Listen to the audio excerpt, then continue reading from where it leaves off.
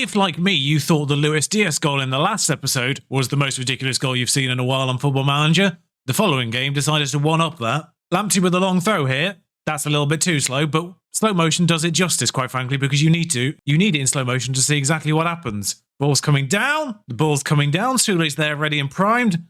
Fry gets there first. Kicks it against Soule. Ricochets into the goal. The defender actually had the ball there. Football Manager, everyone. Might as well show you the second goal in regular speed. It was 2-0. Willow got a header. There we are. It's the only game in between. You might as well have both of them. What that means is going into this Chelsea game, if we win it, we go top. No other bits of news, but Benacer's got 3 assists so far this season, and only one of those is a corner goal. If you saw our Champions League draw from the last episode, then you'll know that our group is 2 teams I think that we can beat on our day, but they're 2 teams that we can't really weaken against all that much, which is problematic because a lot of the Champions League games are also next to games against top teams in the Premier League, like this one with Chelsea. There's one later on that's adjacent to a Man City game, which I'm not looking forward to, but I have to prioritise both, really, in this situation. So, full strength against Chelsea and see what we get against Leverkusen. Casteels in goal, Digne, Mings, Soule, Lamptey, Nianzao, Willock and Benacer. Lovely little triangle of links there in the middle. Diaz, Saint-Maximin and Calvert-Lewin up front. Obviously, they've not got links because Lamptey's new and Diaz is new. But Mings and Soule love each other as well. And what is a slightly baffling transfer, Joe Gomez moved to Chelsea. Fortunately, the path of Torres before him. Of course, last time out against Crystal Palace was the first time Casteels was in goal. Clean sheet. So glad I've kept hold of him. He's extended his promise because he was injured. I mean, the promise is if I got a replacement, which didn't happen either way, so he should be fine, hopefully. Anyway, we're now building a move. 6 minutes into this game, Saint-Maximin dinks it across to Luis Diaz, who does get tackled by Reece James, but not strongly enough that he loses the ball. Saint-Maximin onto the byline is tripped by Chilwell. Apparently it's a tight call, so we'll just wait with bated breath for this penalty review to come through.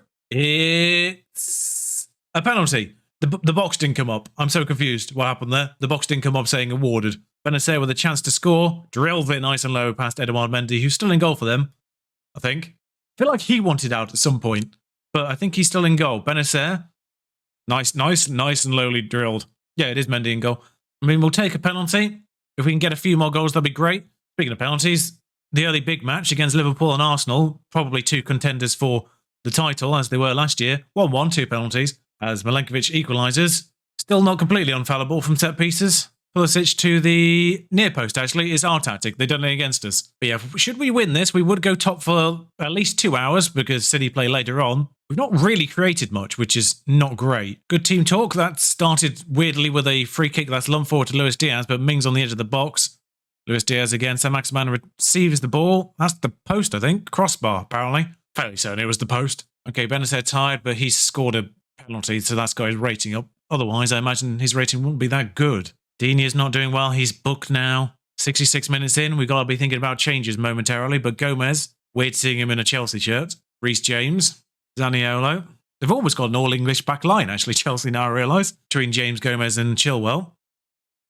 Just Milenkovic ruining that. Casteels with an unnecessarily acrobatic catch in the corner of that corner of the box there. I was slightly worried he was going to handle it outside the box or something ridiculous. I don't know if FM even sort of does that. But Saint-Maximin back to Luis Diaz. Oh, what a lovely finish. I didn't know whether to praise the assist or the strike there, so both really, but it's a lovely assist and a lovely finish. I just got caught between 2 praises. Lovely assist across the box, and Diaz just side foots it into that far corner, or near corner from his perspective. Immediate highlight from kickoff, and I am slightly concerned I didn't make a change there. Chilwell is booked. Who's booked on our side? Mings and Digne. Okay, keep an eye on them, because Digne not averse to a second yellow, as we're well aware. I know he's never been sent off on an episode. I can't remember if the other time was actually on an episode as well, but either way, yeah, he was sent off twice with second yellows last year. Mings, what are we doing here, buddy? See, this is what I love about the halfback role. You just saw it there. Oh, what a lovely move so far, but why did you strike from there, Willock? You just saw it there. The halfback sort of almost makes it a back 3 at times. It's like having a back 3 without always having a back 3, which Mings that goes close from the corner again, of course. But Simicast can have a few minutes. Benacer is a bit tired, so we do have Gagliardini in this case, I think. Lamptey might be my third choice. Yeah, just have a different kind of defender now. 2-1, although Hudson-Odoi. Oh, that's unfortunate. As soon as that ball just ricocheted off Casteels, I was like, yep, this is one of those Football Manager goals, isn't it, where the ball just goes straight to the opponent. Oh dear, oh dear. Look at that. I say ricochets. He sort of palms it directly to Lukaku. Not any of the 3 defenders that are there. Why am I unbalanced as well? That's slightly bizarre. I changed it to a balance in a match, but the standard should be positive. Sule forward to Gagliardini now. Across to Luis Diaz. That's probably going to be intercepted, but Nianzou gets that back and Saint-Maximin's ready and waiting. Calvert-Lewin has been released. Calvert-Lewin, go a bit further, mate. Oh, no, you don't. No, you don't. No, that's... Just do what you like, Dominic. I'm not one to judge, apparently. My assessment was completely wrong there. I felt he probably needed to go a little bit closer, maybe around the goalkeeper, but sure. Take advantage of the fact that Mendy came off his line. Bloody love that from Dominic. 6 minutes of injury time. 6! Thankfully, 6 minutes of uneventful injury time. And for the next 2 hours, we're top of the Premier League. As you can see there. City play West Brom in a moment, so they will go ahead. 2 assists for Saint-Maximin. 2 normal assists as well. It's not even any set pieces. As predicted, Man City do usurp us, but second isn't bad either. West Ham got 2 games in hand. They've won all 3 of their matches. Against similar teams. West Ham do win one of those games in hand to make it 4 wins out of 4. They're definitely the fantasy football team to have had at the beginning of this season, considering their matches. When's their first proper danger match? Not till October. Imagine they've got a nasty Christmas then. A couple of minor surprises on day 1. A couple of surprises on day 1 of the Champions League. Napoli beating Barcelona thanks to the on-loan Dahoud from us, although technically permanent. Vienna holding Madrid is a good point for them. And 6 goals for Liverpool versus Inter Milan. 6. Lewandowski with 2, of course, because he can't stop scoring.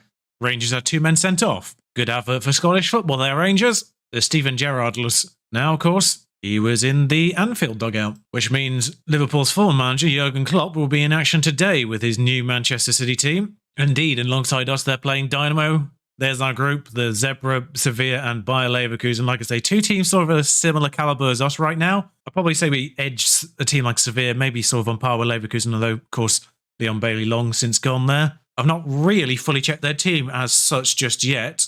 Yeah, some very competent players in that team. We actually nearly signed Omar Richards from them. He was nearly my backup left back, for he is English and quite good. Probably the most curious name on this list is actually Galaski for one. In fact, they've got both Hradecki and Galaski is a bit odd. 2 very good 33-year-old goalkeepers. But the weird one is Zabanyai. I don't know how you're supposed to pronounce that end bit, but that's why it's weird. Chelsea signed him for 30.5 million last season. He was in the top transfers for the season list at the end of the season last year, and then he went to Bayer Leverkusen for barely any more money. I don't understand that one. Of course, Joe Gomez took his place, but can't remember which way around that happened.